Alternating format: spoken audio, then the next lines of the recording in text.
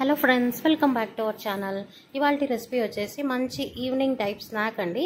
Snack మాత్రమే కాదు, మంచి డెజర్ట్లా కూడా ఉంటుంది. మరి మీరు జనరల్గా స్వీట్ పొటాటో అనేది నార్మల్గా వాటర్లో ఉడకబెట్టేస్తూ ఉంటాం కదా. సో అలా కాకుండా కొంచెం నేనైతే ఒక సింపుల్ ప్రాసెస్ అనేది మీకు చెప్తానండి. సో చాలా చాలా ఇష్టంగా తింటారండి ఎవరైనా కూడా. మరి స్వీట్ పొటాటో వల్ల చాలా బెనిఫిట్స్ అయితే ఉన్నాయి. సో మరి ఇంకా ఆలస్యం లేకుండా వీడియోలోకి అయితే వెళ్ళిపోదామండి. సో తప్పకుండా ఈ పద్ధతిలో ఒక్కసారి ట్రై చేయండి. మరి ఇక్కడ చూస్తున్నట్టయితే నేను స్వీట్ పొటాటో ఒక 1/2 kg వరకు తీసుకున్నానండి. ఈ విధంగా సైడ్ ఎండ్స్ అనేవి మనం కట్ చేసి చిన్న చిన్న పీసెస్ లాగా కట్ చేసుకోవాలి. మీకు ఒకవేళ ఇష్టం లేకపోతే దీని స్కిన్ అనేది తీసేయొచ్చండి. సో ఇక్కడ చూస్తున్నారు కదా, ఈ విధంగా చిన్న చిన్న పీసెస్ లాగా కట్ చేసుకోవాలి.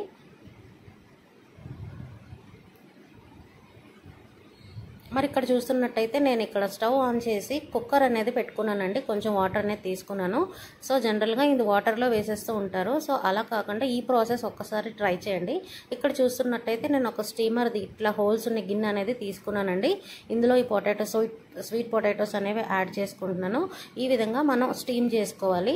సో చాలా చాలా టేస్ట్ బాగుంటుందండి. సో చిన్న ప్రాసెస్ అనేది ఉంటుంది. నెక్స్ట్ కూడా నేను మీకు చెప్తాను. వీడియో అనేది స్కిప్ చేయకుండా చూడండి.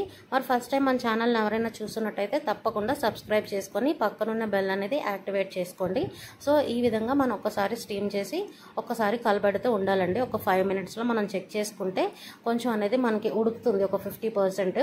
సో అట్లా ఒక 5 to 10 minutes మనం గ్యాప్ ఇచ్చి చెక్ చేసుకోవాలండి. కంప్లీట్గా సిమ్లో పెట్టే ఇక్కడ స్టీమ్ చేసుకోవాలి మీరు. మరి ఇక్కడ చూస్తున్నట్టయితే మంచిగా బాయిల్ అయిపోయింది కదా. నాకైతే ఒక 10 to 15 minutes అనేది టైం పట్టిందండి. ఈ విధంగా బాయిల్ అయిపోయింది మంచిగా.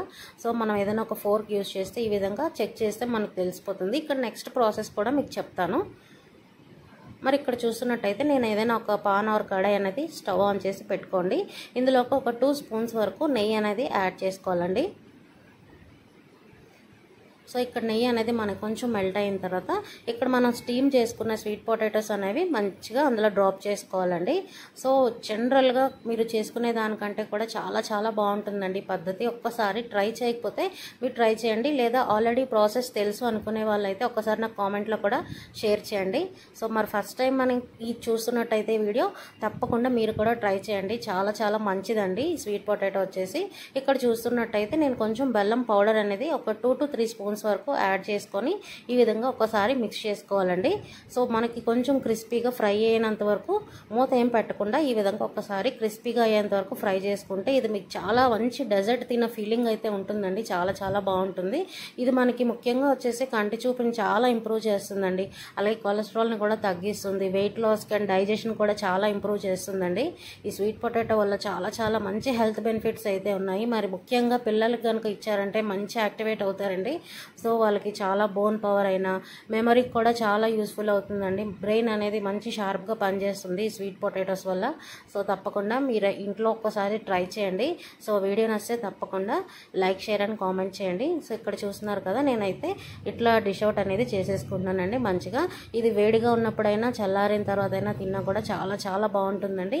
మంచి ఈవినింగ్ స్నాక్ అని చెప్పుకోవచ్చు కదా.